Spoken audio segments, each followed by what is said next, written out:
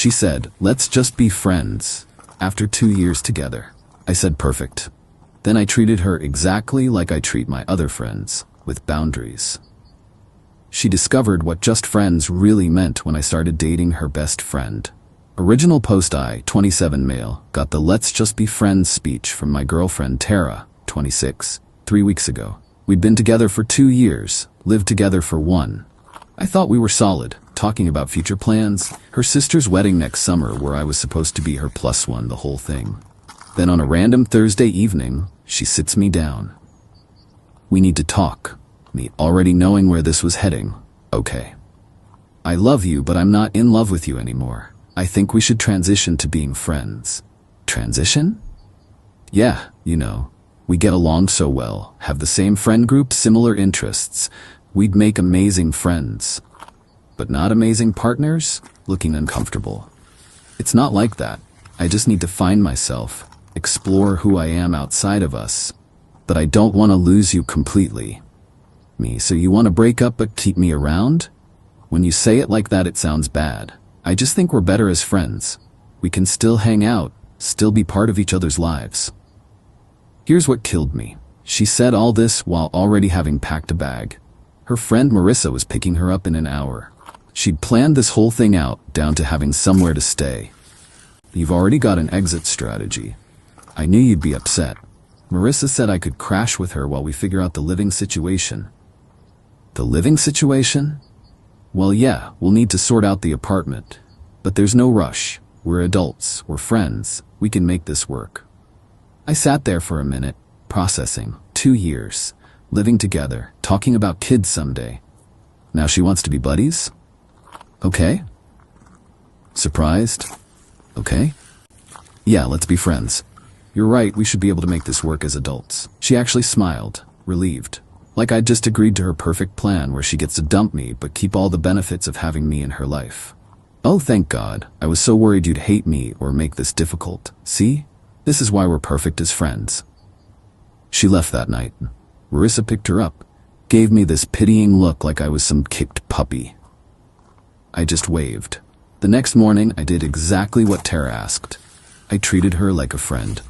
And that's when I learned she had a very different definition of friendship than I did. First text came at 7 a.m. Tara, hey, hope you slept okay. Could you drop off my work laptop? I forgot it in the rush. Me, sure, I'll leave it at the front desk of your office Monday. Can't you bring it by Marissa's? I need it for the weekend. I've got plans. Monday works better for me. Plans? What plans? Friend stuff. She didn't like that, but what was she gonna say? We're just friends now. Friends don't drop everything for each other. Saturday, she texted again. Hey, Marissa and I are going to that new brunch place. Wanna come? Thanks, but I'm good. Have fun. Come on, we always do Saturday brunch. That was when we were dating. Enjoy your meal. 2 hours later. This is weird. Why are you being like this? Like what? Distant. Cold. I'm being friendly. Literally what you asked for. Update 1. Week 2 of friendship, and Tara was starting to crack. See, when she said let's be friends, what she meant was let's keep everything exactly the same minus the romance. What I heard was let's have appropriate boundaries like I do with all my other friends. She showed up at the apartment on Tuesday while I was at work. Still had her key. Helped herself to groceries, did some laundry, even took a shower. Left me a note. Borrowed some stuff, hope that's cool. I texted her. Me, hey, noticed you came by. I'll need the key back when you get a chance. What? Why? My friends don't have keys to my place. But I still have stuff there. We can arrange times for you to get your things, just like friends do when they need to pick stuff up. This is ridiculous. We live together. We used to live together. Now we're friends. Different relationship, different boundaries. She came by that evening furious. You changed the locks. Me, no, just rekeyed them. Gave notice you no longer live here. Here's a box of your immediate stuff. I can't believe you're being so petty. Petty? I'm treating you exactly like I treat my friends. None of them have keys to my place. But I'm not just any friend. According to you, that's exactly what you are. The entitlement started showing. She expected to still be my emergency contact, Still be on my Netflix, still have access to my Prime account. Nope. But the real kicker came that weekend. Our mutual friend group was having a game night. I showed up solo. She showed up with some dude named Connor. Tara, loudly enough for everyone to hear, "This is Connor. We met at yoga." Connor seemed nice enough, clearly brought as a prop to make me jealous. I shook his hand, welcomed him to game night, then proceeded to destroy everyone at code names while paying them zero special attention. Halfway through the night, Tara cornered me in the kitchen. "Tara, you don't even care that I'm here with someone else." Me, why would I? We're friends. Friends date people. You're not even a little jealous? Are you jealous when your other friends date people? That's different. How? She couldn't answer, because there was no answer that didn't admit she wanted me to pine for her while she found herself. But the best part? Her bestie Marissa had been extra friendly all night. Kept finding excuses to talk to me, laugh at my jokes, touch my arm. I wasn't trying to make anything happen, just being my normal self without Tara's shadow. Next morning, Tara texts, "Tara, what was that with you and Marissa?" What was what? You know what? The flirting. We were just talking. Friends talk. She's my best friend. And I'm your friend too, right? Friends can be friends with each other's friends. Radio silence for 3 days. Then Thursday, she tried a new tactic. I think I made a mistake. About what? Us. Maybe we should talk. Sure. What's up? In person, over dinner, our place? You mean the Italian spot? I actually have plans, but we could grab coffee Saturday afternoon if you want to chat. Plans with who? Does it matter? Friends don't need to report their schedules to each other. Is it Marissa? Coffee Saturday or no? This isn't how friends act. This is exactly how friends act. You're thinking of how boyfriends act. Common mistake. Update 2. 3 weeks in and Tara's finding herself journey was not going as planned. Connor from yoga ghosted her after 2 dates. Turns out he wasn't interested in being anyone's rebound. Meanwhile, I was living my best life as a single dude with excellent boundaries. Then Marissa made her move. She texted me Thursday night, "Hey, random, but I have an extra ticket to that comedy show Saturday. Interested?" Now, I need to be clear, I didn't pursue Marissa. Didn't even think of her that way until she started showing interest. But she was fun, attractive, and most importantly knew exactly what she wanted. No games, no transitions, no keeping me as a backup plan. Me, sure, sounds fun.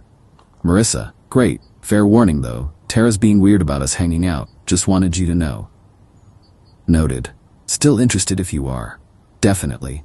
Pick me up at 7. Saturday came. I got dressed up, feeling good. Hadn't been on a real date in 2 years. As I'm heading out, my phone explodes. Are you serious right now? About what?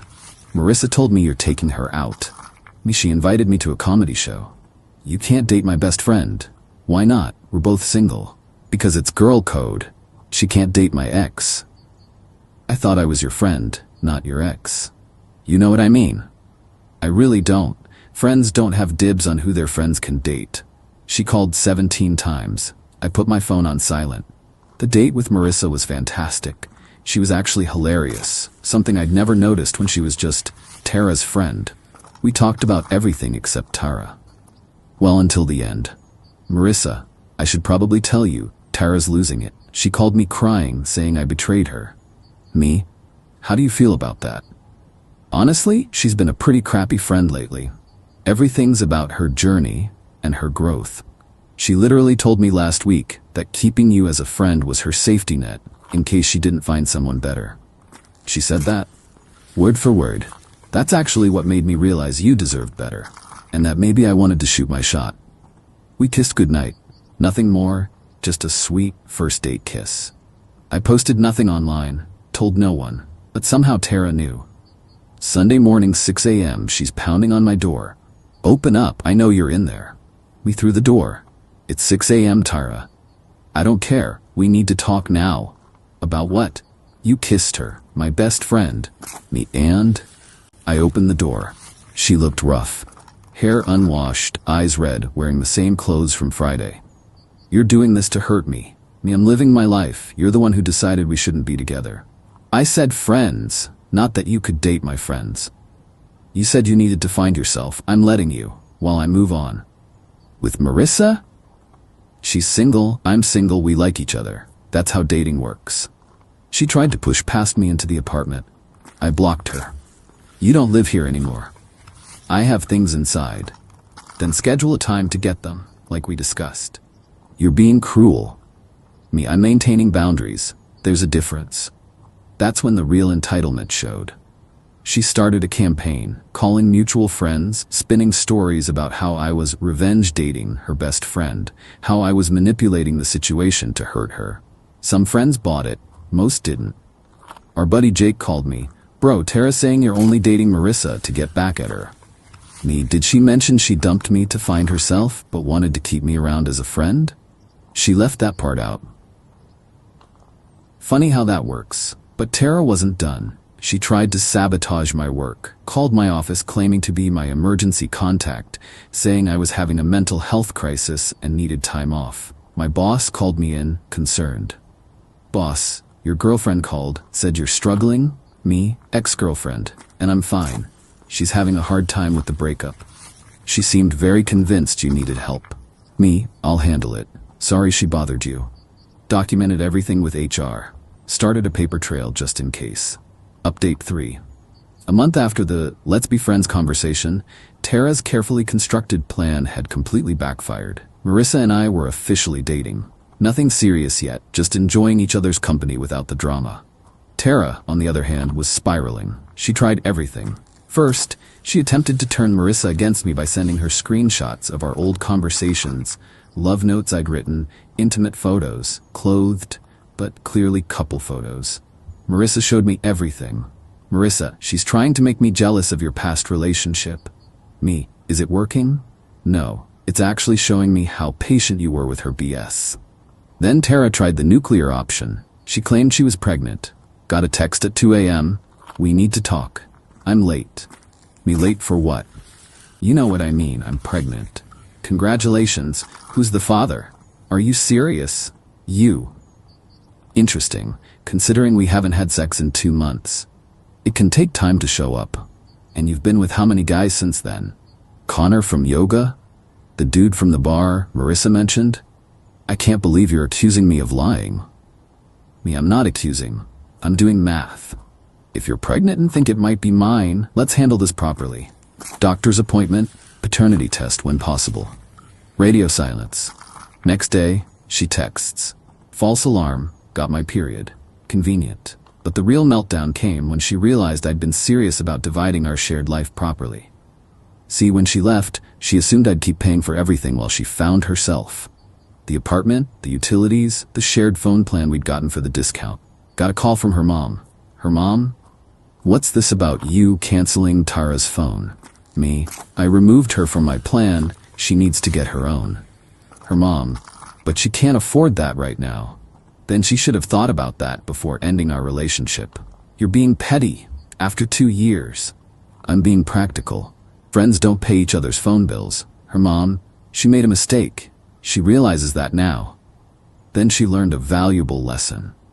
The peak entitlement came when Tara found out Marissa and I were planning a weekend trip. The same beach town where Tara and I had gone for our anniversary last year. Tara sent a novel-length text about how I was rewriting our memories and disrespecting what we had. How dare I take her best friend to our special place? Me, it's a public beach. You don't own it. You know what you're doing? Yeah, taking my girlfriend on a nice weekend trip. She's not your girlfriend. She's my friend.